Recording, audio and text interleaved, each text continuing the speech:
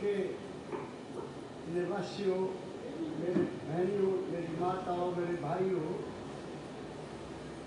श्री गुरबचन सिंह जी का मैं हार्दिक धन्यवाद करता हूँ, जिनकी कृपा से मुझे आपके दर्शन करने का मौका मिलता है। 2 साल में नहीं आ पाया। मेरे दादा गुरु महाराज का यहाँ से बनारस से 500 किलोमीटर पूरी तरफ उनका एक धाम है, वहाँ मैं आता हूँ। ये यूपी का जो देश है, यूपी की जो स्टेट है, ये संतों का देश है।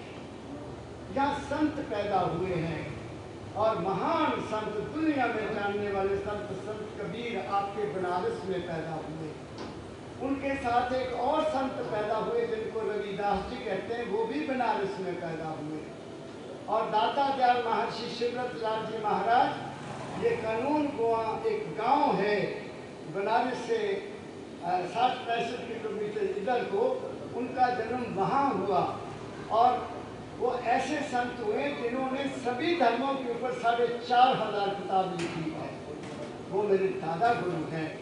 और दुनिया में कोई इतना बड़ा संत नहीं हुआ जिसने इतना ज़्यादा इतिहास लिखा हो और सभी धर्मों पर लिखा है। किसी का कटाक्ष नहीं किया, सबका टिप्पणी करते हुए बताया कि किसी सब में सच्चाई है, मगर उन पर चलने वाला कोई नहीं, उन पर चलने वाला कोई नहीं, इसलिए इंसान दुखी है। मैं क्या कहना चाहता हूँ, हम सभी लोग, जितनी मेरे भाई देश के विदेश के, जहाँ जहाँ भी मैं हिंदुस्तान के रहने वाले लोगों को मिलता हूँ, आपके यूपी है, पंजाब में तो मैं पैदा हुआ, हरियाणा है, दिल्ली है, राजस्थान है और आंध्र प्रदेश है, हम सब भगवान की पूजा करते हैं। हम सब किसी देवी ना देवता की पूजा करते हैं, सभी करते हैं ना। सवाल पैदा होता है कि हम पूजा क्यों करते। मेरी बात को पकड़ते जाना, मैं कुछ कहने आया। हम पूजा क्यों करते हैं? पूजा के पीछे क्या है? पूजा के पीछे हमारी कोई ना कोई इच्छा है, हमारी कोई ना कोई वासना है। हम उस देवी को या उस देवता को या भगवान के रूप को या भगवान राम जी के रूप को या भगवान कृष्ण जी के रूप को इसलिए पूजा पाठ करते हैं कि हमारी मनोकामना पूरी होती रहे। मेरी बात को पकड़ा आपने? उसको मिलने के लिए कोई पूजा नहीं करता। उस राम को या उस भगवान कृष्ण को या उस देवी को, उस देवता को मिलने के लिए कि वो मुझे मिल जाए, उसकी कोई पूजा नहीं करता।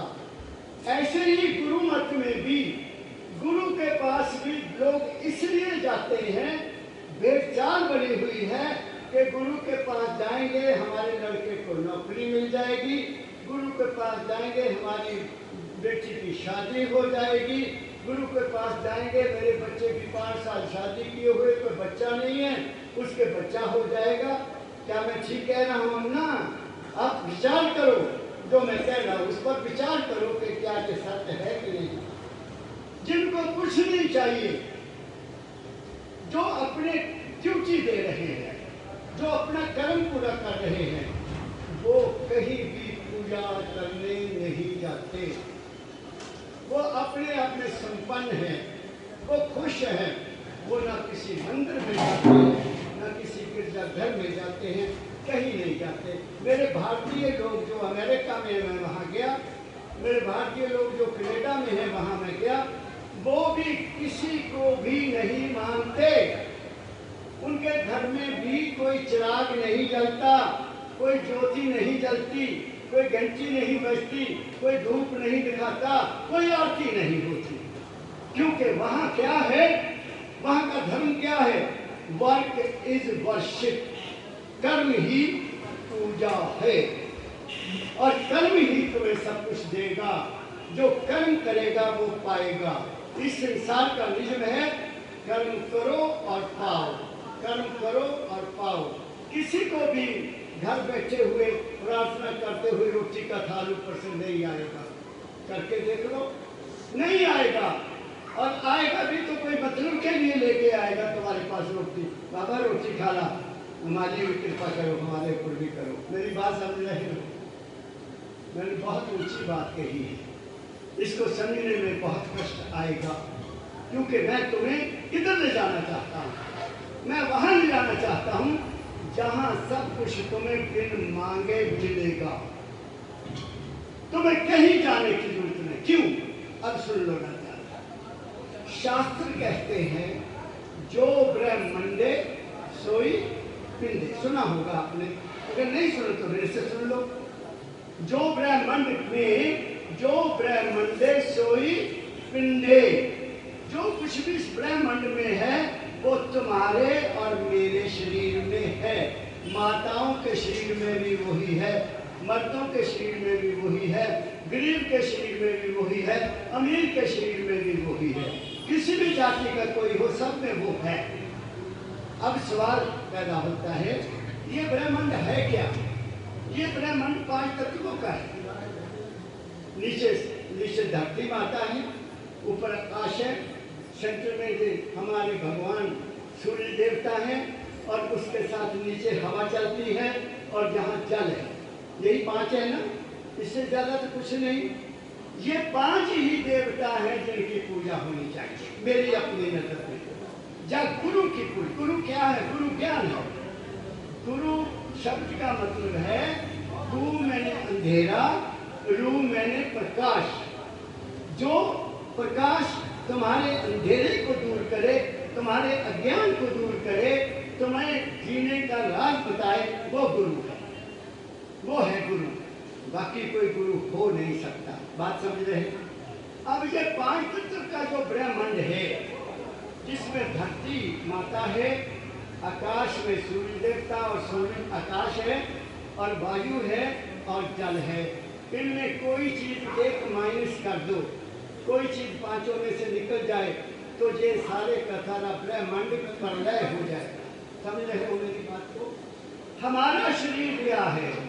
हमारा शरीर भी 5 तत्व का बना है। इसमें भी पृथ्वी तत्व है, इसमें भी जल तत्व है, इसमें ही अग्नि तत्व है, इसमें ही वायु तत्व है, और इसमें ही हमारे अंदर आकाश तत्व है। पृथ्वी तत्व हमारे मूलाधार में रहता है, जल तत्व हमारी इंद्री में रहता है, और अग्नि देवता हमारी नाभि में रहती है, वायु देवता हमारे हृदय में रहता है, और आकाश देवता हमारे यहाँ कंठ में रहता है, जिसके कारण मैं बोल रहा हूँ। तो क्या हुआ? जो ब्रह्मांड सोई पिंडे, तो ब्रह्मांड में छोटा ब्रह्मांड तुम हो। अगली बात, इस ऊपर वाले ब्रह्मांड को कोई हस्ती चला रही है। ये वैसे तो नहीं है ना, सूर्य किसी हस्ती के कारण चल रहा है, हवा किसी हस्ती के कारण चल रही है, पानी बरसता है, बरसात आती है, किसी हस्ती के कारण आती है। ये प्रकाश देवता, सूर्य देवता, ये भी किसी नियम के अधीन काम कर रहा है।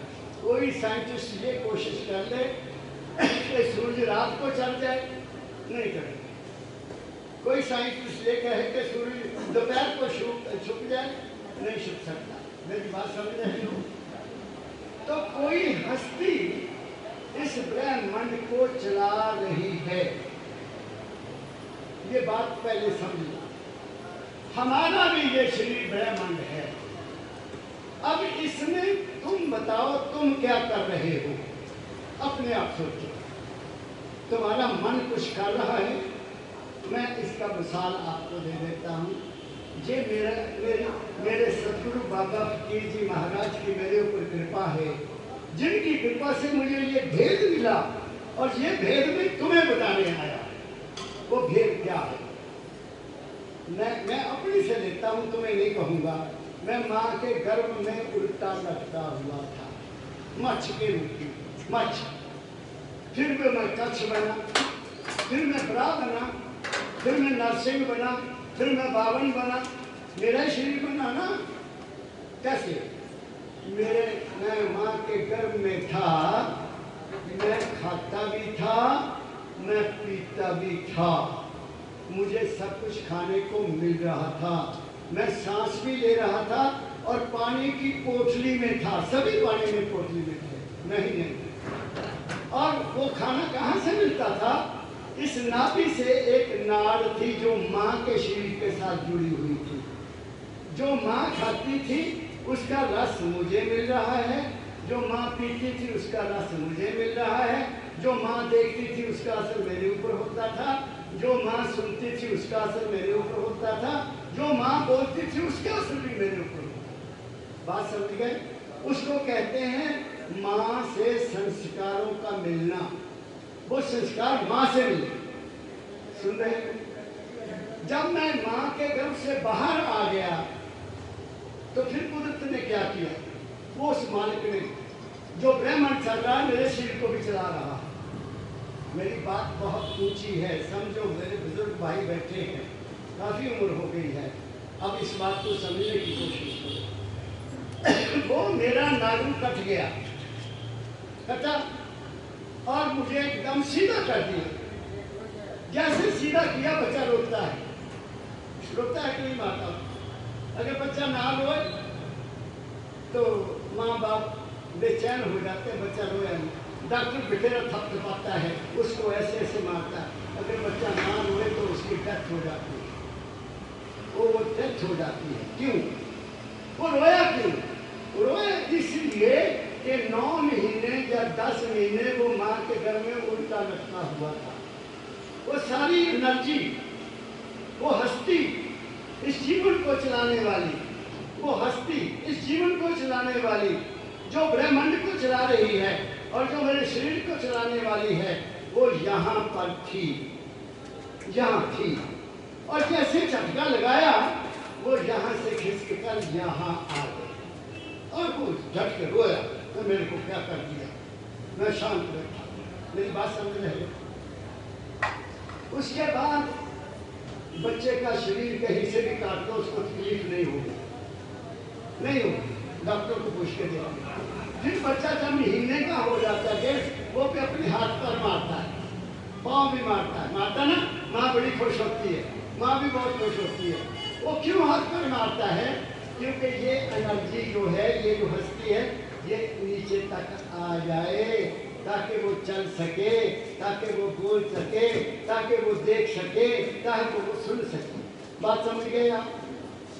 तो जैसे ब्रह्मांड में हस्ती है जिसको लोगों ने गॉड कहा, जिसको लोगों ने अल्लाह कहा, जिसको गुरु नानक साहब के श्रद्धालुओं ने अकाल पुरुष कहा, इस्लाम धर्म में उसको अल्लाह कहा, हमने उसको अपने ढंग से, किसी ने राम कहा क्योंकि राम जी तो त्रेता युग में आए। तो मैं तो शुरू से बात कर रहा हूँ, तब तो कोई राम नहीं थे, ना भगवान कृष्ण थे। उस वक्त भी लोग उस मालिक को मानते थे। जब बिजली कड़कती थी तो हाथ जोड़ देते थे, कोई हस्ती है। जब बारिश आती थी तो भी वो खुश हो जाते थे, तो गर्मी दूर हो गई, वर्षा आई। ये मैं सब्जी की बात कर रहा हूँ। उन्होंने उस एनर्जी को पहचाना था कि कोई ताकत है। हमने उस ताकत को नहीं पहचाना, हम अपनी इच्छा से देवी देवता बना लिए। बात समझ गए? और उसके मुताबिक हम अपना जीवन जिया। अब चलो माँ जैसे ही कौन काटी मेरी नाड़, तो फिर क्या हुआ? माँ के स्तरों में दूध आ गया। आता कि नहीं आता? एकदम दूध आता। किसने इंतजाम किया आपके लिए? उस दूध का इंतजाम किसने किया? माँ के दूध में अपने स्तरों में दूध आया। वो इंतजाम उस हस्ती ने किया। मेरी बात को पकड़ो, मैं क्या कह रहा हूँ। तो हस्ती है, ऊपर भी है और तुम्हारे अंदर भी है। फिर वो हस्ती और क्या करती है? और क्या करती तुम्हारे लिए? तुम्हें पता ही नहीं है, लेकिन वो हस्ती कुछ कर रही है। क्या कर रही है? तुम भोजन पाते हो, तुम भोजन खाते हो, तुम पानी पीते हो, दूध भी पीते हो, फल फ्रूट भी खाते हो। मुझे ये बताओ कि वो पचा कौन रहा है? क्या तुम पचाते हो तुम उल्टे सीधे होते हो ऐसे ऐसे कि मेरा खाना पच जाए। कौन पचाता है? पचता है ना। दूध पिया, पानी बन के निकल गया, किसने छान दिया? लस्सी पी, पानी बन के चली गई। भोजन पाया, उसका रस खींच लिया अंदर बैठी ताकत ने और मल बाहर निकाल दिया। मेरी बात आप समझ रहे हैं? आप बुजुर्ग बैठे, मेरे बड़े भाई बैठे हैं, मैं बात कुछ कहना चाहता हूँ, उस बात को पकड़ो। तो ये कौन कर रहा है? तुम्हें तो पता ही नहीं, तुम तो खाते हो बस, जो मिल गया खा लिया, जो मिल गया पी लिया, हमारा खाना बिगड़ गया। अब हम खाना कौन सी चीज़ खाना चाहिए जो तुम्हारे लिए बेहतर है? हम वो खाना नहीं खाते जो हमें खाना चाहिए।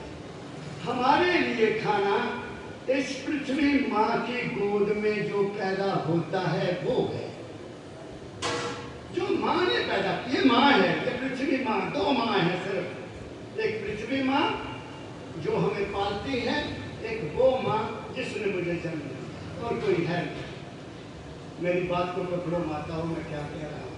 और कोई माता नहीं है, ये माता है जो हमें हमारा भोजन देती है, हमें फल देती है, हमें मीठा भी देती है, हमें कड़वा भी देती है, हमें हीरे भी देती है, हमें जवाहरात भी देती है, हमें सोना देती है, हमें चांदी देती है। क्या नहीं निकलता इस धरती माँ की गोद से? नहीं से निकलता है। पेट्रोल, डीजल सब इसी की गोद से निकल रहा है। ये हमारे जीवन को सुख बनाने वाली तो ये माता है, तो इसलिए इसकी पहले पूजा होनी चाहिए और वो खाना चाहिए जो ये देती है। क्यों इतनी बीमारियां बढ़ गई? क्योंकि हमने माँ की गोद का पैदा किया हुआ खाना छोड़ दिया। जो उसने पैदा किया था उसकी शक्ल ही बदला दी हमने, उसका टेस्ट बनाने के लिए क्या क्या बना दिया हमने। तो इसलिए भाई बीमारियां तो बहुत आएंगी। आज से मैं 60 साल पीछे देखता हूँ, हमारे बुजुर्ग क्या खाते, हमारे बुजुर्गों का खाना क्या था, ये मिठाइयाँ क्या होती थी। दो मिठाइयाँ देखी मैंने बचपन में, तीन, एक बेसन के लड्डू और एक जलेबी, बस। इससे ज़्यादा कोई मिठाई नहीं होती थी। और वो मिठाइयाँ हमारे लिए लाभदायक होती थी क्योंकि वो गुड़ में बनती थी और बेसन होता था और देसी घी होता था। और देसी घी कहाँ है? मान लिया हमको हमारे क्या उसको कहते हैं, रिफाइंड ऑयल ने मान लिया हमको उन चावलों में जो जिनके ऊपर लिखा होता कई तरह के, क्या मैं क्या बताऊं नाम, बड़े नाम लिखे होते बोलियों के ऊपर, वो खाओगे तो क्या होगा? मैं कह रहा हूँ हमारा खाना बिगड़ गया, हमने धरती माँ को त्याग दिया और बस अपनी मर्जी का खाना खाते हैं। और पानी जो धरती माँ से निकलता था उसको तो हमने सत्यानाश ही कर दिया। बोर बैल लगा दिए, खींच लिया 400 मीटर के ऊपर। मैं पंजाब में कहा करता हूँ कि पंजाब एक दिन राजस्थान बन जाएगा। पानी है ही नहीं, कहाँ से पानी आएगा? जमीन में पानी रहने नहीं दिया। तो इसलिए इंसान को कुदरत की लाइफ की नंबर नेक्स्ट क्या कहते हैं, खाने की बात हो गई, हम नहीं बचा रहे।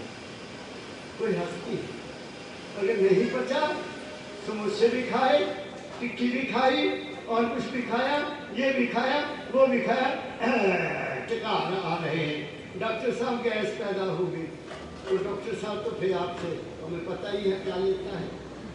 मैं वहाँ था दाता के धाम पर, जो भी आया, बाबा जी मेरे गैस बहुत बनती है। क्या लड़की क्या आदमी? बाबा जी गैस बहुत बनती है। अब बताओ बाबा डॉक्टर है, मैं तो ये बता सकता हूँ कि खाना सिंपल खाओ, मेहनत करो, लस्सी पियो, दूध पियो, फल खाओ जो खा सकते हो, बाकी घर की रोटी बनी खाओ। ये रिफाइंड ऑयल का इस्तेमाल करना बंद करो, ये तली हुई चीज़ें खाना बंद करो, तुम्हें कभी गैस होगी नहीं होगी। मैं शर्त ये कहता हूँ, मैं क्या कहता हूँ। अब अगला सवाल,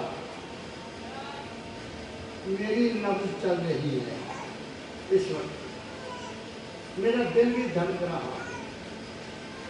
दो चीज़ें होंगी, मैं सांस भी ले रहा हूँ, आप भी सांस ले रहे हैं, आपका दिल भी धड़क रहा है, आपकी नब्ज भी चल रही है।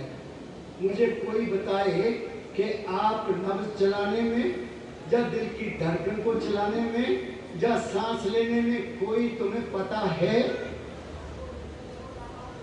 अगर किसी को पता है तो मुझे बताए कि उसको पता, मैं उसके पैर छू दूं। किसी को पता ही नहीं है कि सांस कैसे आ रही है और कौन ले रहा है। तुम सो जाते हो फिर भी तुम्हें सांस आती है, तुम सो जाते हो फिर भी तुम्हारा दिल धड़कता है, तुम सो जाते हो तब भी तुम्हारी नब्ज चलती है ना।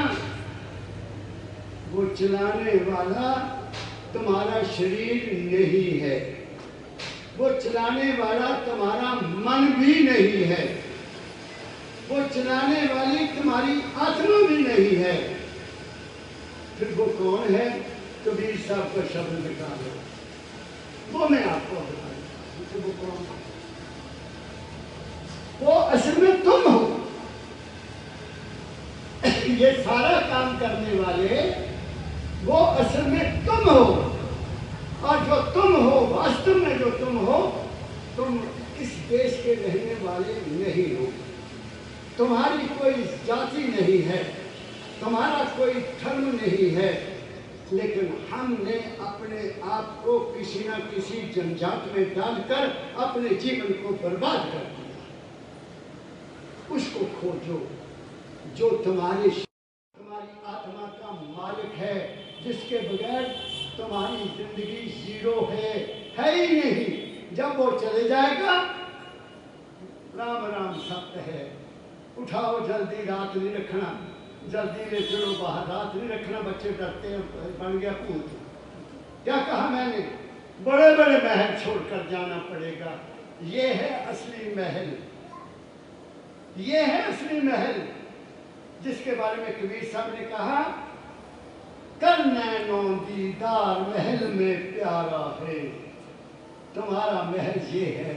गुरु नानक साहब ने इस महल को कहा कि इस महल के 20 खंबे हैं, ये 10 और 10 दोनों पैर हाथों के 20 हो गए ना, 20 खंबे, 9 दरवाजे, 9 दरवाजे तुम्हारे अंदर है, नीचे है, बुधा से लेकर ये दरवाजे ही है ना, ये दरवाजे हैं, ये दरवाजे हैं, ये दरवाजे हैं, ये 9 है। 10वां दरवाजा ऊपर है, वो पिया से मिलने के लिए, ये दुनिया में जीने के लिए, और वो पिया से मिलने के लिए। अब बोलो कबीर साहब क्या है? थोड़ा पानी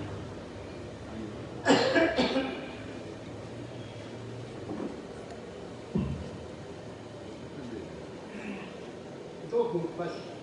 मैं कुछ कहने जा रहा हूँ, मैं कुछ कहने जा रहा हूँ। जिंदगी को देखा है, उसको पहचाना है, इसलिए तुम्हें बताने आया हूँ। मैं कोई पढ़ी लिखी बात नहीं कर रहा। अब जो बात मैंने कही तो पढ़ी लिखी कही है। मैं किसी ग्रंथ को कोट कर रहा हूँ, या किसी शास्त्र को कोट कर रहा हूँ, या रामायण पढ़ रहा हूँ, नहीं। संत कथा नहीं करते, संत जीवन का अनुभव बताते। संत की निशानी ये है कि वो जीवन का अनुभव बताता है, ताकि तुम पकड़ सको। पिछली बात करनी, वो चले गए, हमें क्या पता कौन थे, क्या थे, क्या करते। हमारे वो हमारा जीवन नहीं सुधार सकते। हमारा जीवन जागृत आदमी सुधारेगा। आपके सामने बैठा हुआ आपको बताएगा जीवन ऐसे है, ऐसे भी ऐसे है।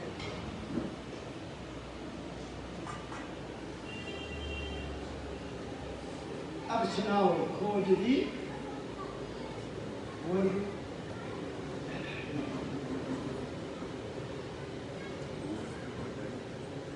खोजरी।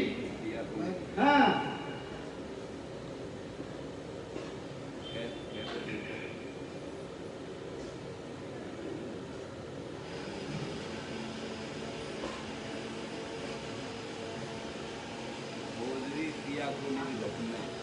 मिल गया प्रकाश को अनपढ़ हो गया। जो दूसरा शब्द आप बोले सब हम उसका बोले।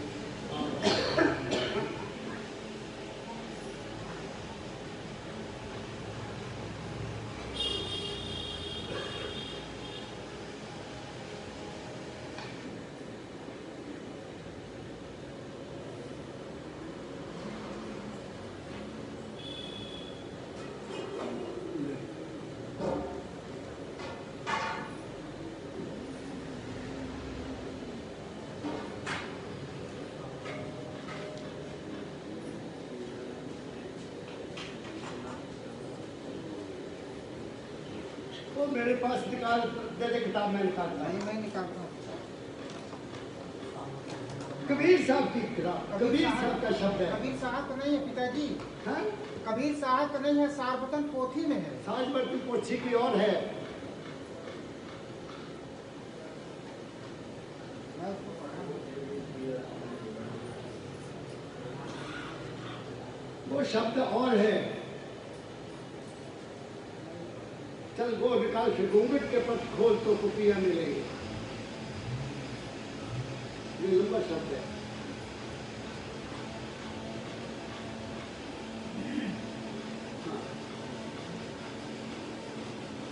मालिके कुल हुजूर, ये आपके इस प्रांत के महापुरुष का लिखा शब्द है। संत कबीर, जिनको दुनिया मस्तक करती है, जिनके नाम पर पता नहीं देश में कितने डेरे बन गए, रोटी कमाने का साधन बन गए, लेकिन कबीर ने कुछ नहीं किया। वो तो दाना कपड़ा, क्या नाम है वो, बुना करते थे कपड़े, तो वो बनाते थे, वो और थे।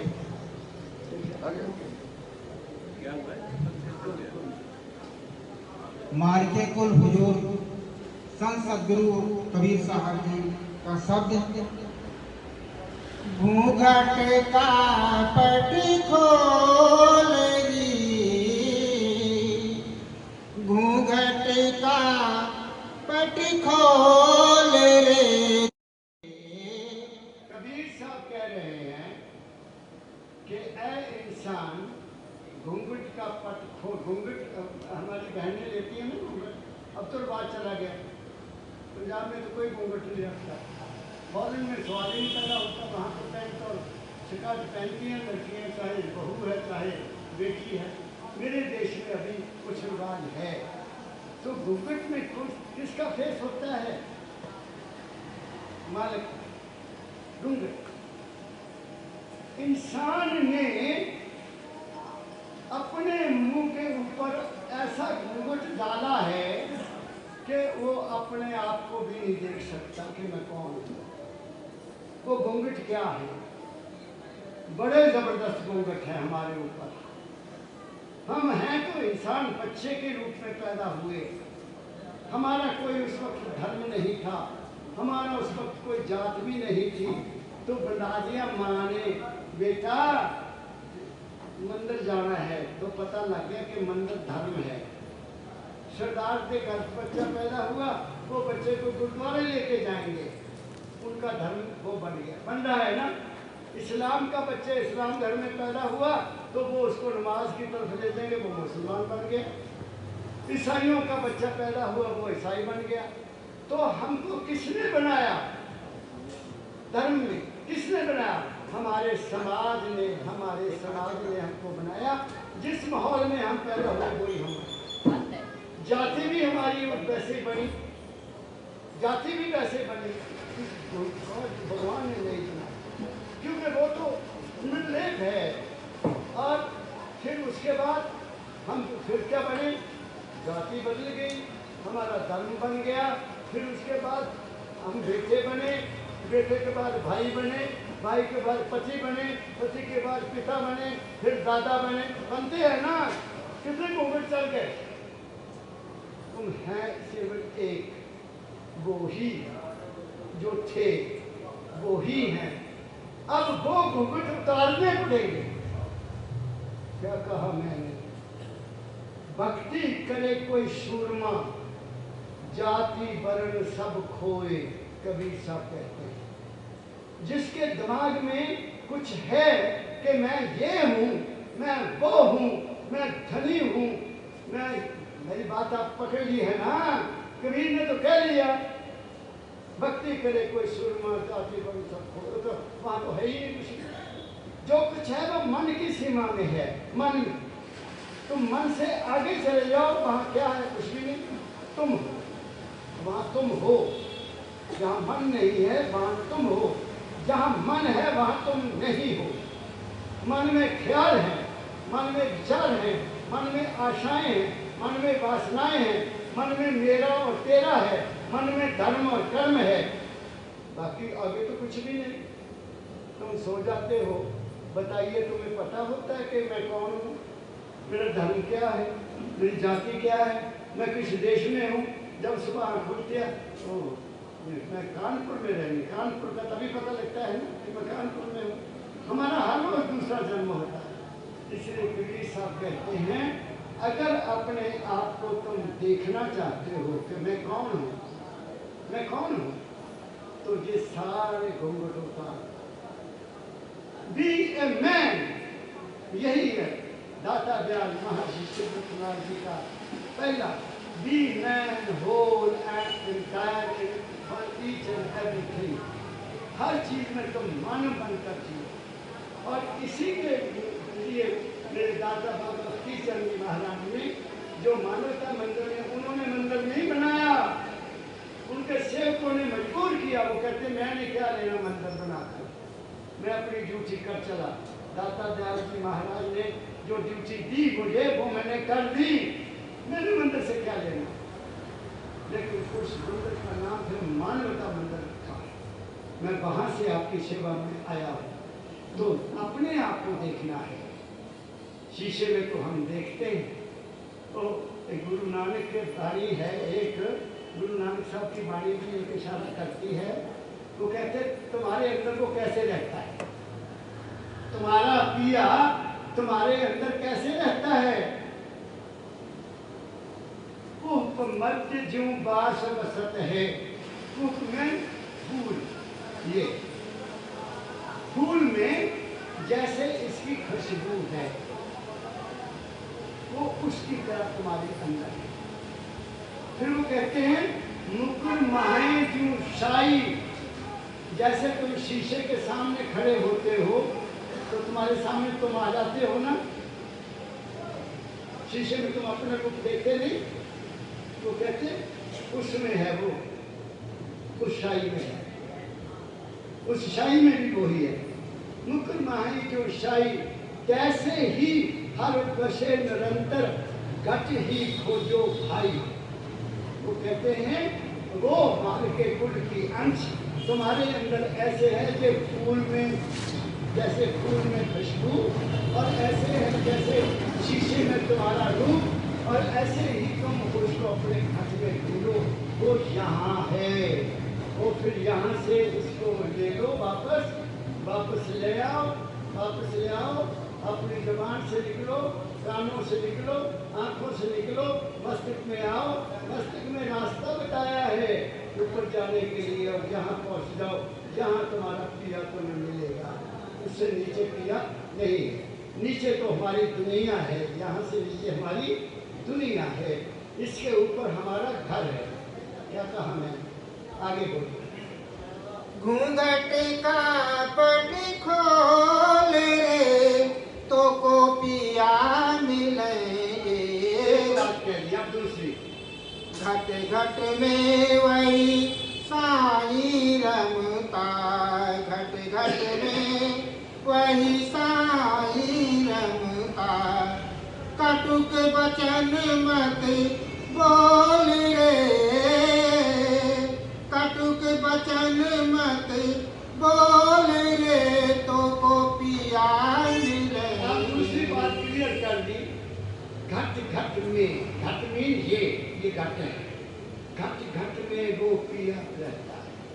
आप सब में उस मालिक की अंश, और वो अंश तुम्हारे शरीर का, तुम्हारे मन का, तुम्हारी आत्मा का आधार है। अगर वो नहीं तो मैं बोल भी नहीं सकूंगा, अगर वो नहीं मैं देख भी नहीं सकूंगा, अगर वो नहीं मैं सुन भी नहीं सकता, अगर वो नहीं तो मेरे हाथ भी नहीं हिलेंगे। क्या कहा मैंने, वो है। पंडित जी महाराज ने ये बात समझाने के लिए, हम 4-5 आदमी बैठे थे, उन्होंने ये बात जो समझाई वो मैं तुम्हें शेयर करता हूँ। मैं अभी अपने कॉलेज से गया वापस, तो मैं 2 दिन पहले चल जाता था, कभी 1 दिन पहले चल जाता। तो महाराज जी, महाराज माने हम 3-4 बैठे हैं, तो महाराज जी कहते हैं आपको पता है जीवन और है, हस्ती और है।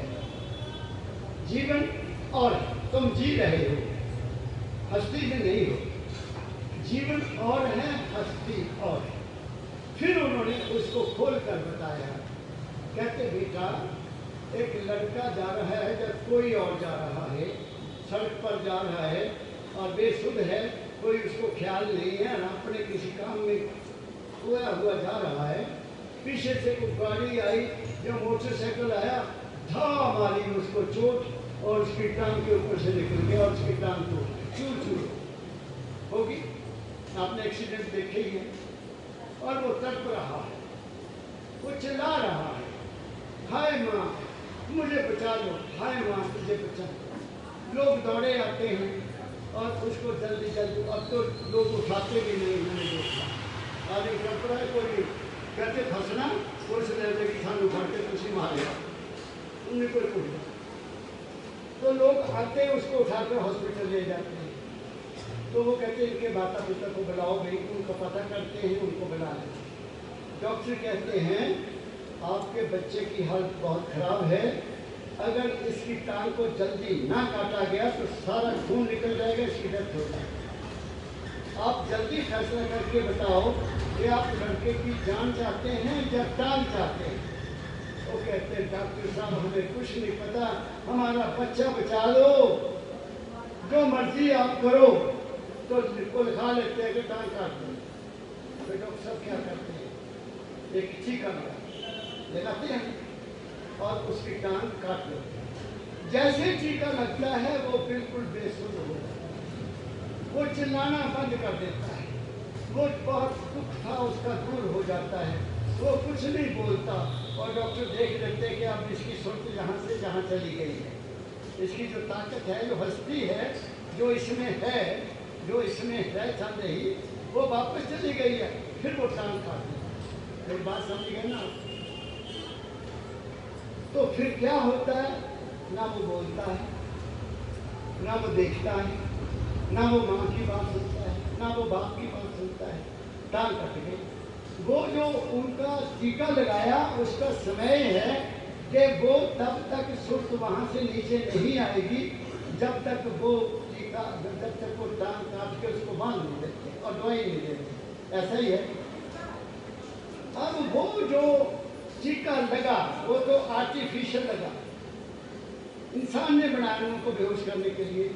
इंसान ने बनाया उसकी सुर्त को, उसकी जो एनर्जी है यहाँ चल रही मेरे शरीर में, उसको यहाँ वापस भेजने के लिए टीका लगाया। संत टीका नहीं लगाते हैं। संत इंसान को एक विधि बताते हैं कि उस शांति में जाने के लिए तुम इस रास्ते पर चलो। इस्लाम धर्म में भी उसके बारे में बताया है, हमारे सनातन धर्म में भी उसके बारे में बताया है, सिख धर्म में भी उसके बारे में बताया है। जो विदेशी धर्म है उनमें वो चीज़ नहीं है। इसलिए भारत को महान कहा गया है कि हमारे संतों ने हमारे विषय में बहुत बड़ी रिसर्च की है। तो वो क्या है, वो तुम हो जो दुख महसूस करते हो, वो तुम हो जो सुख महसूस करते हो, वो तुम हो जो मेरा तेरा वहाँ मन के लेवल पर आकर कर लिया। वहाँ ना कोई मेरा है ना कोई तेरा है, सब अपने हैं। जब से साथ संगत मोहे पाई, ये गुरबाणी है, गुरुओं के प्राण से आया हूँ। जब से साध संगत मोहे पाई, बिसर गई सब ताज पराई, परायापन। ना को बैरी ना बेगाना, हमको सबना संग बना आए। बात समझ गए आप? वो सबसे प्यार करता है, उसको किसी से कोई लेना देना नहीं होता है। तो घूंघट के पट में ये खोलो, ये छोटा दे बड़ा दे, अमीर दे गरीब दे, मेरा दे अपना, अपना जहाँ अगर कोई है तो सिर्फ वो है जो तुम्हारे अंदर है। बात समझ गए? आगे चलो। धन जो बन का गर्व न कीजे, धन जो बन का गर्व न कीजे, झूठा पचरंग चोल रे, झूठा पचरंग चोल रे, तो को पिया मिलेंगे। कहते हैं कबीर साहब, तू किसी भी चीज का कर्म मत कर, न धन का न जवानी का, न, क्योंकि ये झूठा है। क्या जवानी कभी सदा रही? एक पंजाबी में हम जब स्कूल में पढ़ते थे या कॉलेज में पढ़ते थे तो उस वक्त क्या होता था, ये टीवी नहीं होते थे, सेल फोन भी नहीं होते थे, बिजली भी नहीं होती थी, तो रोटी खाने में अंधेरा हो जाना तो बिस्तरों में चले जाना। तो फिर क्या होता था, हम कहते थे बापूजी कोई कहानी सुनाओ, तो वो पुरानी कहानियां हमें, पूर्ण भक्त की कहानी, राजा हरिश्चंद्र की कहानी वो हमें सुनाया करते थे। और वो कहा करते थे सोना नहीं है उबारा देना, हाँ जी हाँ जी हाँ जी। समझ गए ना? अब तो घर घर में कमरे कमरे में टीवी लगा है, किसी को और चीज सोचने का टाइम ही नहीं है, बच्चे हर वक्त मोबाइल में हैं, मोबाइल ने हमें कंट्रोल किया हुआ है, टीवी ने हमें कंट्रोल किया हुआ है। धर्म तो खत्म हो गया, धर्म ही हमें कंट्रोल कर रहा है। और धर्म में भी टीवी आ गया, धर्म में भी दोबारा सेल आ गया। कहाँ सोच रहे हैं? तुम्हें सोचने का टाइम है? अपने बारे में सोचे। हर चीज बदल रही है। बचपन में मैं क्या था, जवानी में मैं क्या था, और शादी के समय में क्या था, अब किधर जा रहा हूँ, बदल रहा हूँ, दिन ब दिन बदल रहा हूँ। इस पर मैं कैसे अभिमान करूँ कि ये मेरा शरीर है, ये मेरा शरीर है, मेरा कैसे होगा? ये तो 5 तत्व का है, ये तो एक दिन जाएगा। ना कोई रख सका, ना कोई संत रख सका, ना कोई महापुरुष रख सका, ना कोई देवी रख सकी, ना कोई देवता रख सका, सब खत्म हो गए। ये शरीर मेरा नहीं है, धन भी मेरा नहीं है, धन भी उसने दिया, वो देता है। मेरी बात समझ गए? ये सब उसका। अगर ये बात समझ में आ जाए कि मेरा कुछ भी नहीं, मेरा मुझ में कुछ नहीं, कबीर साहब ने कहा मेरा मुझ में कुछ नहीं, जो कुछ है सो तेरा, तेरा तुझको सौंपते क्या लागे मेरा। मैंने शरीर बनाने में कोई योगदान दिया नहीं, जो किया वो कर रहा है। मेरा तो ये विश्वास है भाई, आपका नहीं है तो ना सही, मेरा तो ये विश्वास है कि वो हर समय मेरी देखभाल कर रहा है, जैसे ब्रह्मांड की देखभाल वो कर रहा है ऊपर, मेरे शरीर की, मेरी जरूरतों की, मेरी ख्वाहिशों को पूरा करने की वो अंदर मेरे बैठा सब कुछ कर रहा है। इसलिए किस चीज का वो कर्म करूं जब मैं कुछ कर ही नहीं सकता, मेरे पास में कुछ भी नहीं है।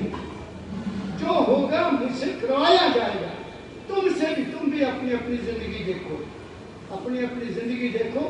तुम चाहते खुश हो जाता है कुछ, और फिर तुम भगवान को कहते मैं तो ये चाहता था, हो गया ये, और बाद में पता लगेगा जो हुआ अच्छा हुआ, जो हुआ। मान जाते हो ना कि वो हो, अगर मैं चला जाता उस बस में जिसका एक्सीडेंट हो गया तो मेरे प्रोग्राम था कोई नहीं, मैं नहीं गया, अच्छा हुआ, किसने नहीं जाने दिया। उस मालिक ने तुम्हें रोक करके उसमें मत बैठ, ये चली जाती है ना। तो इसलिए अपनी जिंदगी को देखो, किसी को क्या देखना, अपनी जिंदगी को देखो। तुम्हारी जिंदगी के जो कंट्रोल है या तुम्हारी जिंदगी की जो आशाएं हैं वो कैसे पूरी हो रही है। कोई देवी कर रही, कोई देवता कर रहा है, या कोई भगवान कर रहा है। लिखा ललाट चले नहीं तारा, भावी को मेटनहारा, आपने सुना होगा, वो लिखा हुआ पहले ही अलॉटेड है। जिस वक्त बच्चे ने तुम्हें दुख देने आना है वो दुख देगा, जिसने सुख देना है वो सुख देगा, जिस बहू ने तुम्हें सुख देना वो सुख देगी, जिसने तुम्हें टांगों पर खड़ा करना वो काम करे, क्योंकि तुमने उनके साथ पिछले जन्म में ऐसा व्यवहार किया हुआ है। दाता दयाल महर्षि शिवरतलाल जी महाराज ने लिखा है, बहुत प्यारा शब्द है, 2 लाइनें सुनाता हूँ। वो कहते हैं, ऐ मेरे प्यारे भाई देखो संभल के चलना, आपके यहाँ से 200 किलोमीटर है, 300 किलोमीटर है यहाँ से वो धाम, बिल्कुल इसी रोड के जो हाईवे है इस पर। मेरे प्यारे भाई देखो संभल के चलना, खोटे कर्म न करना, खोटी न बात कहना। दो चीजें कही, खोटे न कर्म करना, खोटी न बात कहना।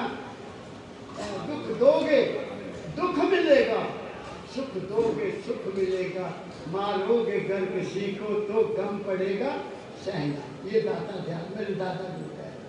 फिर आगे वो कहते हैं, 3-4 लाइन में सुना देता हूँ। कभी मैं गाया करता था, अब मैं गाना छोड़ दिया। तो कहते हैं, मन इंद्रियों पे भाई जब्त रखना तुम बराबर। तुम्हारे शरीर का कोई भी अंग तब तक एक्शन में नहीं आता जब तक मन उस हस्ती के साथ मिलकर वहां नहीं आता। मेरी बात समझे? आप दुकान पर अपने बैठे हो, अपने काम कर रहे हो, कोई आदमी आता है, बाबूजी ऐसा आदमी आपने देखा जाते हुए, आप कहेंगे भी मैंने ध्यान नहीं दिया। मेरे कह देते हैं ना कि मैंने नहीं देखा, क्योंकि तुम्हारा ध्यान सड़क पर नहीं था, तुम्हारा ध्यान अपने काम में था, तुम्हारा मन काम में था, वहाँ नहीं था। ठीक है, ऐसे ही हमारे मन की जो हस्ती है, मन जब तक इंद्रिय पर नहीं जाएगा, किसी अंग पर नहीं जाएगा, आँख पर जाएगा तो आँख से देखेगा, माँ को माँ के दृष्टि से देखेगा, बहन को बहन की दृष्टि से देखेगा, पुत्री को पुत्री की दृष्टि से देखेगा, और पत्नी को पत्नी। ऐसा ही है ना, अगर कोई और सुंदर वर्तन सामने आ जाए तो मन की क्या हालत होती है? मैंने देखा है लोगों की हालत और हो जाती है। क्यों? मन बदल जाता है, मन से निकल जाता है कि ये मेरी बहन भी नहीं है, औरत भी नहीं है, मेरी लड़की भी नहीं है, पति भी नहीं। वाह रे वाह, क्या सुंदर है, वाह मान गया। क्या मैं समझा? मेरी बात समझिए। ऐसे ही हमारा मन बुरी बातों को सुनने में लग जाएगा तो क्या है, हाँ गुरबाणी सुनेगा, संतों की वाणी सुनेगा, मन में अच्छे ख्याल आए। तो मन इंद्रियों पे भाई जब्त रखना तुम बराबर, जाबत बने रहोगे खुशहाल होके जीना। अगर मन तुम्हारा कंट्रोल में है तो तुम्हें कोई दुख आ ही नहीं सकता, तुम्हें में हेरा फेरी आ ही नहीं सकती, तुम 420 करोगे नहीं, क्योंकि तुम्हें पता है कि जो मैं करूँगा मुझे ही भरना था। ठीक है, आगे चलता हूँ। अगर वो कहते हैं, कौलो ख्याल करतब, कौलो ख्याल उर्दू है, कौलो ख्याल करतब दरिया से है मिशावा। कौल मीन वचन, ख्याल मीन मन, कर्तव्य मीन कर्म। इसको हमारे शास्त्र कहते हैं मन वचन कर्म। मन वचन कर्म को शुद्ध रखो। मन कैसे बनता है? हमारे आचार्य जी ने बताया, वचन भी वैसा ही बनेगा, जैसा खाइए अन्न वैसा बनेगा मन, जैसा बनेगा मन वैसा बनेगा वचन, जैसा बनेगा वचन वैसा करोगे कर्म। बात खत्म हो गई। तो दाता जी कहते हैं मन इंद्रिय पे, उसके आधार कहते हैं, कौलो ख्याल करतब दरिया से है पेशावा, तुम देखना ना इनकी लहरों में बह के जाना, इनमें ना बह जाना कहीं, मन के पीछे नहीं लगना, तो तुम बच जाओगे। और आखिर में कहते हैं अपनी निशस्त्र रखना, निशस्त्र जानते निशाना, अपनी निशस्त्र रखना तुम आत्मा पे हरदम, अपने आप पे नजर रखना कि मैं कौन हूँ, हुआ मैं हूँ कौन। और हमारे विवेकानंद जी, उनको एक ही इसी बात में अपना दर्शन हुआ, उनका एक ही सवाल, मैं कौन हूँ, बस बैठ गया, अपनी खोज करने लगा, बस पहुँच गया वहाँ। तो मैं तो चेतन का बुलबुला हूँ और कुछ भी नहीं, ज्ञान। बात समझ गए? जब आप वहाँ पहुँचोगे तो महसूस करोगे कि मैं हूँ क्या। मैं तो एहसास हूँ कि मैं हूँ, वो क्या हूँ मैं बता नहीं सकता। बात समझ गए? तो अपनी निशस्त्र रखना तुम आत्मा पे हरदम, आत्म स्वरूप बनकर संसार में विचरना, फिर तुम आत्म स्वरूप हो जाओगे, मतलब इंसान बनोगे, न किसी से नफरत, कभी कबीरा खड़े बाजार में, सबकी मांगे खैर, ना काहूं से दोस्ती ना काहूं से बैर। कितनी ऊंची बात आपको मैं सुना रहा हूँ। तो इसलिए कबीर साहब की वाणी आगे चलो, लंबा चला गया मैं। हाँ। सुन महल में दिया ना बारिले, सुन महल में दिया ना बारिले, आशा से मत डोल रे तो को पिया मिलेंगे। ये सुन महल है, ये महल है, सुनना पड़ा हुआ है, इसमें ज्योति जला ले। कौन सी ज्योति? जो गायत्री मंत्र में कही गई है। गायत्री मंत्र है ना, उसमें क्या इशारा है? ऐ इंसान, तू जागृत स्वप्न और सुषुप्ति से आगे जा, वहां तेरे अंदर सूरज चमक रहा है, उस सूरज की रोशनी को अपनी जिंदगी का मार्गदर्शक बना। अंदर है, उसमें तेल भी है, ज्योति भी है, दिया है अंदर। कौन सी ज्योति का? आपकी आत्मा की ज्योति। आत्मा ज्योति हम मैं एक बात और कह दूं, हिंदू जो शब्द है ना, ये शास्त्रों का नहीं है। किसी शास्त्र में, किसी वेद में, किसी स्मृति में हिंदू शब्द नहीं है। वहां अगर कोई है तो सनातन धर्म है, वहां अगर कोई नाम है तो चंद्रवंशी और सूर्यवंशी का है, वहां अगर कोई नाम है तो आर्य का है। आर्य कहते हैं ना, आर्य। तो ये तो पता नहीं किसने पैदा कर दिया शब्द, क्यों किया, किस लिए किया है? हम सब सनातनी हैं। तो सनातनी जब मर जाता है तो उसके यहाँ उसका शव पड़ा होता तो क्या करते हैं? दिया जलाया जाता। जलाया जाता है। वो दिया क्यों जलाया जाता है? उसको बताया जाता है कि मरने वाले, ऐसे ही छोड़ने वाले तो ज्योति शुरू कर। समझ गया मेरी बात? और फिर क्या? उसके बाद गरुड़ पुराण सुनाया जाता है। सुनाते हैं ना हमारे सनातनी गरुड़ पुराण। वो सुनाया क्यों जाता है? कि उस आत्मा को बताया जाए कि तू प्रकाश और शब्द है। सुन, पंडित को कहना सुना हमें गरुड़ के आखिरी क्या है? जो प्रकाश और शब्द में चला जाएगा उसका जन्म। मेरे सतगुरु बाबा फकीर जी महाराज ने जब माता जी का देहांत हुआ तो पहली बार उन्होंने गरुड़ पुराण सुना। गरुड़ पुराण सुनने के बाद फिर संत मत के अनुसार उन्होंने उस किताब का एक किताब आप लिखी जिसका नाम गरुड़ पुराण है। आप लिखी।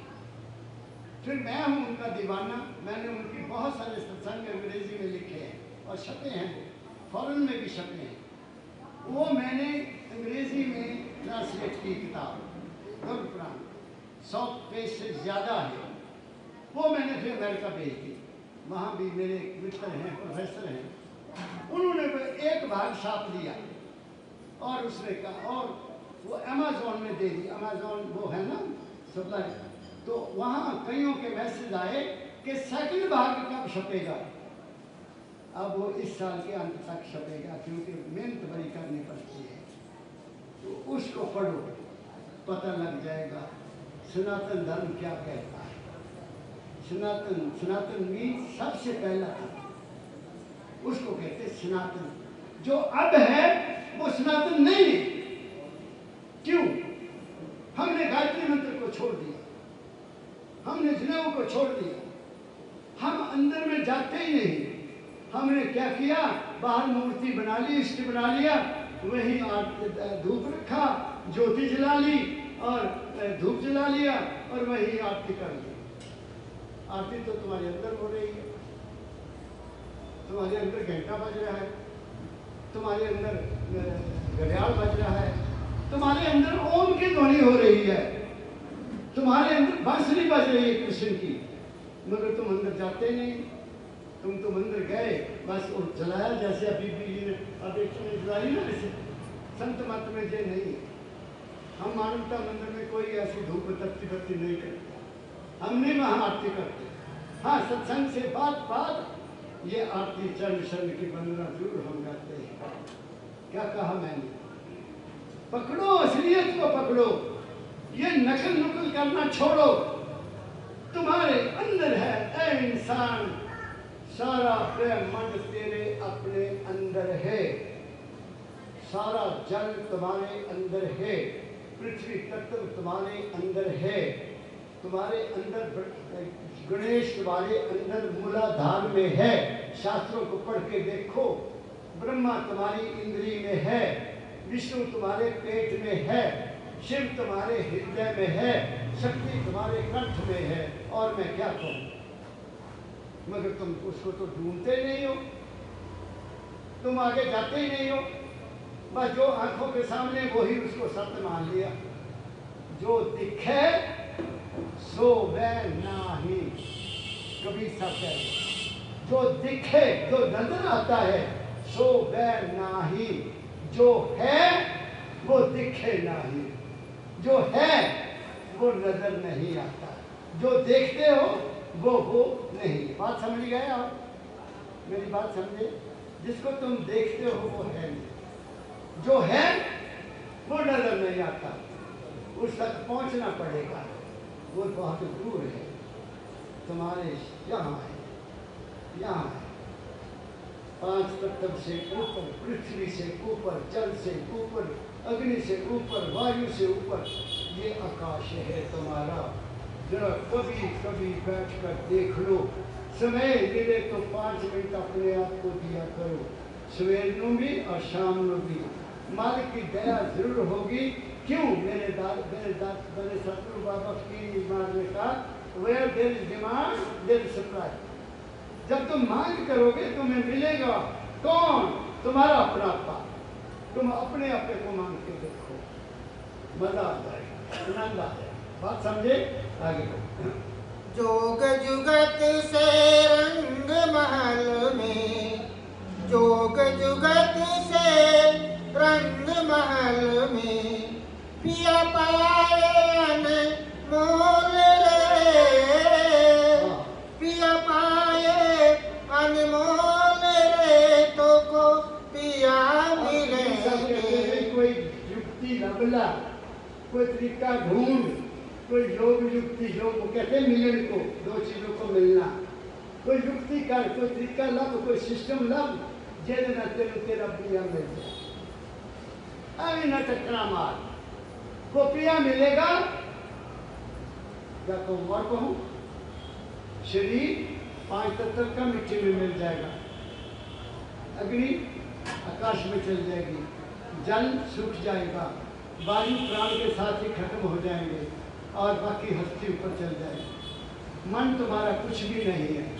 अगर मरते समय मन जिंदा रह गया, दोबारा जन्म आएगा।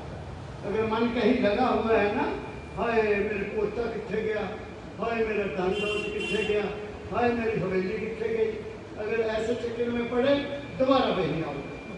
और बाबा फकीर जी ने तो यहाँ तक कह दिया, अगर तुम मरते समय मुझे याद करोगे तुम वहाँ नहीं पहुँचोगे, तुम्हारा जन्म दोबारा होगा।